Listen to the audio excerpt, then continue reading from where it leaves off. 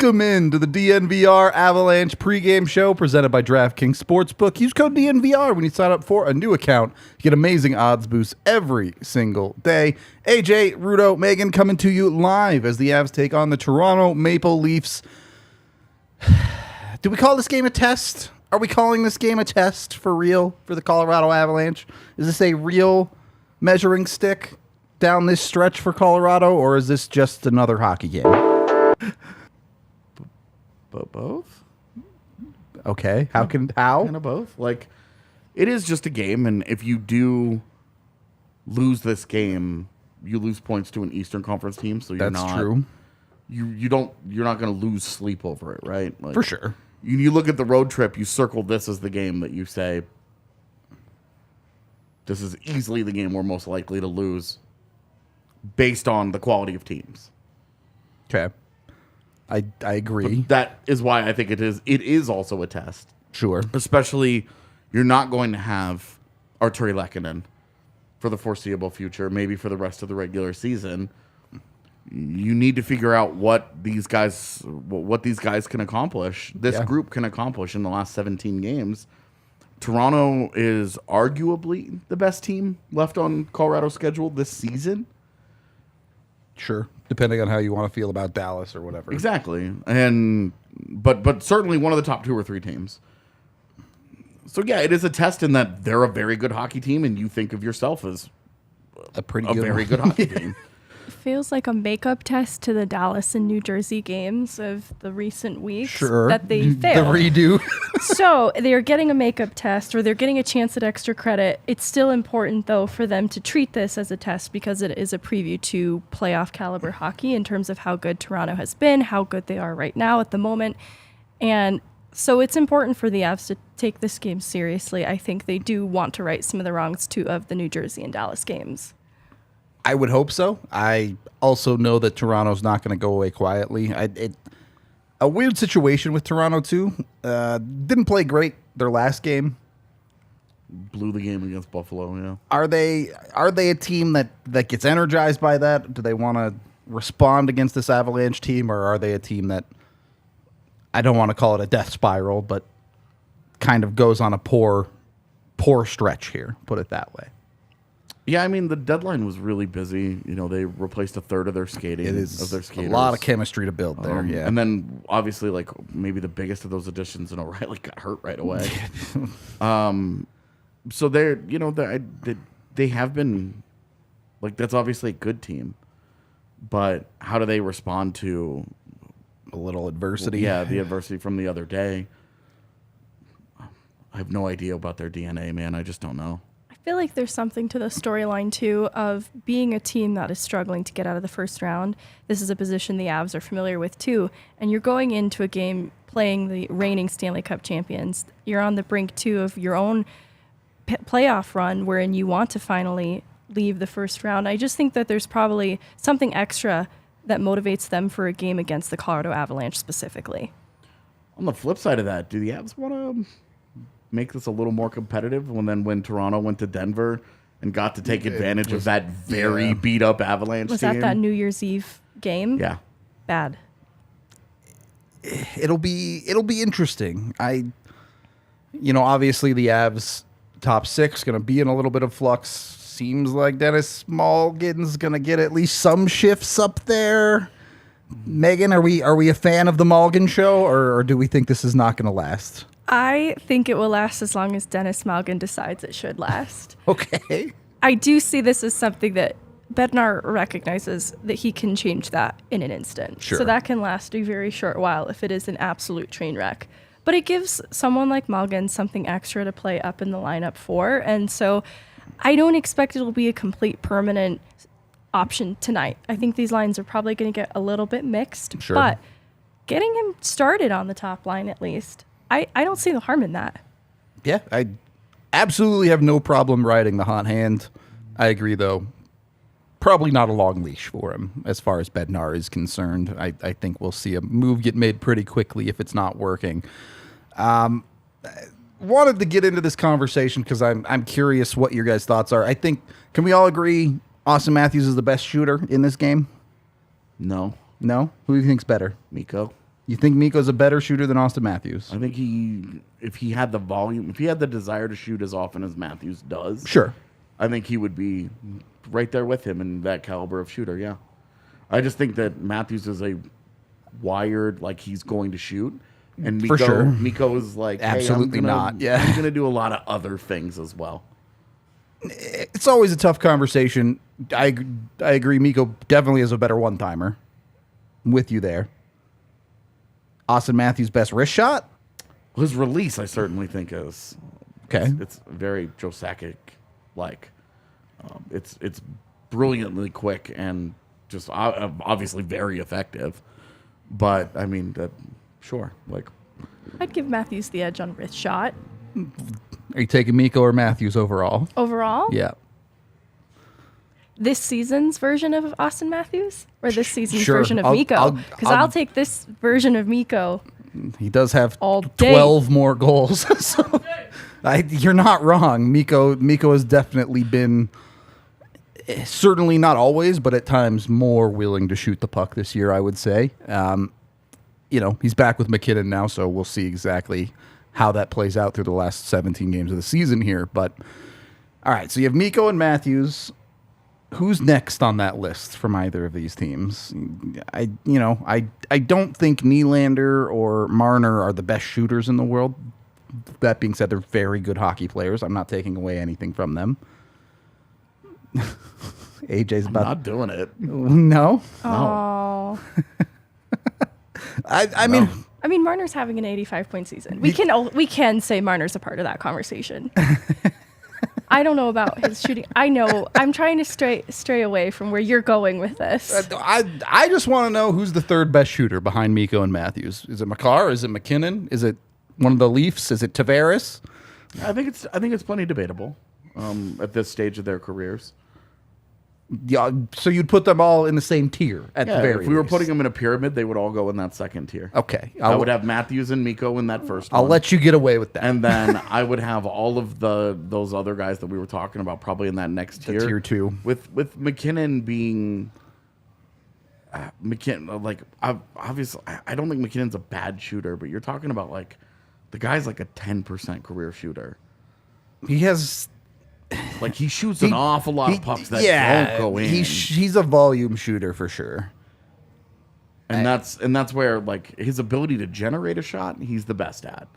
His ability to actually just beat a goalie cleanly, kind of waxes and wanes like a cycle of the moon, as we've seen this year, where he went through an extremely cold stretch, and now he's scoring almost at a goal per game for the last 3 weeks. Yeah, that is an extremely hot stretch where he's just kind of making up for it. Where's the in between? What is he doing when he's not one of the extremes? And I think there's a clear delineation on why he's in tier 2 instead of with those top guys. Definitely. Megan, I'm going to ask the person who can actually say John Tavares' name. Who do you have as in that tier 2 or the third best shooter of this group? I don't. I don't, like, it's not even that I don't think or do think it is Tavares. I just don't feel that strongly. Sure. It kind of blends in that third tier, honestly, among a few different people. All right. Well, and Cale Makar, like...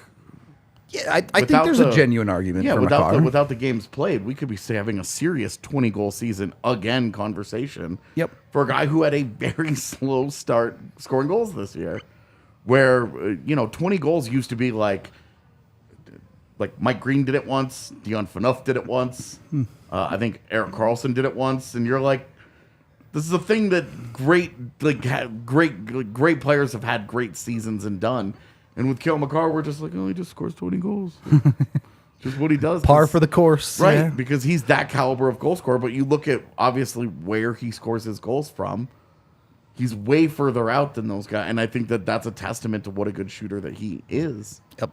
And so I do want to make sure that he is absolutely, like, right there in the mix with those guys, regardless of percentages. Because he is taking a lot more shots from the point than all those other dudes. It's true. Harder to score from out there, no doubt about it. Not in the conversation yet, but I don't sleep on Bo and Byram's ability to shoot either if we're talking about defensemen. He's pretty good at that. Certainly the one-timer is there, Megan. It was the one-timer I was Yeah, thinking okay. All right. It's kind of a lost art for sure. Defenseman. The clap bomb from the point. Yeah, and seeing that be a thing that he can really weaponize the way that he does. Mm-hmm. I would really like to see it start being featured a little bit more on that second power play unit, and a little less of Devon Taves up top. Sure. Or have it be that Gerard is the guy up top and he goes to either one of those guys. Feeds the 1Ts on the sides. Yeah, to Taves like they or do with Byram. McKinnon and Rico already. Exactly. And kind of play into those strengths a little bit, because that one-timer really is nasty. The other side of this, and I think probably the biggest advantage the Avs should have in this game, comes in net. Assuming Georgiev is starting. Yes. I haven't. Okay, good. Then yes, in net. Georgiev versus the mystery pile that you have over in Toronto. What a gross name for their goalies. The mystery pile. You're not at Edmonton levels of, oh boy, going on in their net here. This isn't Jack Campbell anymore, where you might not have any faith going on there. Yeah. But how important, let's start with the Avs. How important is it for the Avs to get a quality game out of Georgiev tonight? I think it's going to be critical to their success, because they're going to rely on not only being able to outscore their problems, but they're going to need strong goaltending. The offensive threat that Toronto poses is too big for Georgiev to have even just an off night. 100. Toronto is not a team that you can get away with your goalie just playing okay, right? Unless you're in a total shootout, you're probably just going to lose the game if your goalie is giving up 4 or 5. And that's not... Toronto's absolutely a team capable of shooting that well. So you need big saves from Georgiev tonight. It's not going to be he faces 22 shots and doesn't have any tough ones. He's going to need to come up with some big ones. Be nice if it was that kind of night, though. I'd take it. Wouldn't complain, but don't think that's the reality that we're living in. Be nice if they kind of put it on him. Here for it. String together those good performances, and to build off Megan's point earlier of their games against good teams lately haven't been good. You'd really like to see a much more competitive all-around effort than what they've put on the ice. Dallas, Jersey, Seattle, and L.A. You're talking about 4 in a row that you don't like. Yeah. We've seen on the other side of this, the games the Avs have won, they've taken advantage of maybe goalies not playing super well. Obviously, Jake Allen the other night. Brutal. The San Jose game as well. Kakkonen was not playing very well. AJ, you talked about the other game they won against Arizona with Ingram, where, the Avs maybe didn't take advantage of it, but it didn't feel like Ingram was playing that well. Yeah. The Avs are going to run into a goalie that's playing well, and they got to figure out a way to beat him. Yeah. You hope that's not tonight, but if it is, can they get through that? Is that something they can still win this game if Toronto gets a good goalie performance? Yeah, as long as like Megan said, as long as Georgiev matches that, then yeah. I mean, Georgiev is the biggest kind of feather in the Colorado cap right now, because based on how this season has gone, the Avs have the best goalie in the game. In this game, not in the NHL. I got you. Yeah. They've got that advantage there, so that explosive offense comes down a little bit if Georgiev is on. I think Megan said the word critical to their success, and I think that's accurate. Yeah. Because if he's on, then the Avs should be in it, and they can absolutely get over that hump. Should be in. Look, the Avs have an opportunity here. Just about everyone the Avs needed to lose lost last night in one fashion or another. It was interesting to watch. Yeah. Last night's scoreboard watching was interesting. So the reality is it's an opportunity for them to pick up 2 points. Mm-hmm. You win tonight, and you put yourself right back into that conversation of you can chase down Dallas again. Well, and you win tonight, and you start talking about a 4-0 road trip. Like, you start... Like, it's on the table. You love, like, when you start the road trip, you're like, wouldn't it be great to win all of them? Yeah. But you win this game tonight, the dominant effort in Montreal, but you win this game tonight, and you're talking about 2, like, solid hockey teams, but ones that the Avalanche should feel comfortable beating. The Segababa element tomorrow, obviously, whatever. But this is kind of the linchpin between potentially a great road trip and passable. It's I think the Sega Baba point is a good one. Yes, I get it. The Avs have been very good on second half of back-to-backs for the last couple of years now. But you win this one, and pressure's off, right? You all of a sudden the Ottawa game more or less becomes a free roll for this hockey team, more than a okay, now they have to win that one. If they win tonight, I would give Georgiev the night off tomorrow. And if they don't win tonight, I would play Georgiev. Okay, is my approach to it. That's how important I think it is tonight is. So get it done in front. Don't procrastinate on this W. Yeah. All right. We can go over to DraftKings, see what we've got for our betting options on the day. We're sticking. Look, we were 1 goal away from this parlay hitting the other day. So why not stick with it? Plus 2,200 is also like it's like a ridiculously good odds. Yeah. Like those are you can have a chance to make some real money on some things that are doable. McKinnon has scored multi-goals in a handful of games over the last 10. And it's the recipe to success, right? If the Avs score the first goal, if they win that first period, there's a really good chance McKinnon's involved, and there's a really good chance they win the game. Yeah, all of those are true. So, there's a chance this parlay goes wrong immediately, and this is a disaster game, but if one of these hit, there's a good chance that multiple others of them are hitting. Yeah. It's just the way I like to put it. So we like these big parlays, of course. This could be just keys to the game. Honestly, yeah. You're not even wrong. True. Just bet on the keys to the game. Yeah. Of course, if you want smaller bets, I always like the Avs on the 60-minute line. You can usually get pretty good odds when you go about it like that. Dogs tonight. Yeah. They are dogs tonight. Yeah. There you go. So I think they're like plus 130, plus 130. So not like huge dogs, but dogs nonetheless. Yeah, you don't see the Avs as with the plus sign next to them very often. That's true. So. That's true. It takes a lot to get to that level. We kind of already covered our keys to the games with that bet, I guess. So any final thoughts as Avs take on Toronto? We can start with Megan. I think I am reflecting on a conversation I had with Cronin about Galchenyuk yesterday. This is a really big opportunity for him individually. For sure. Because looking at the timeline for Lehkonen's recovery, this could be a path back to making a case for himself to appear in postseason play. Yeah. And it's also going to be a reflection of the work that he's done in Loveland. And if it translates to the NHL level, there's a lot of proving himself, kind of a last chance feel to it. I know he's probably been in positions where it's felt like a last chance several times now, but this is a new player in many ways from, I think, Galchenyuk in other organizations past. And so we're going to see just how effective some of this has been, the work that he's been doing in Loveland.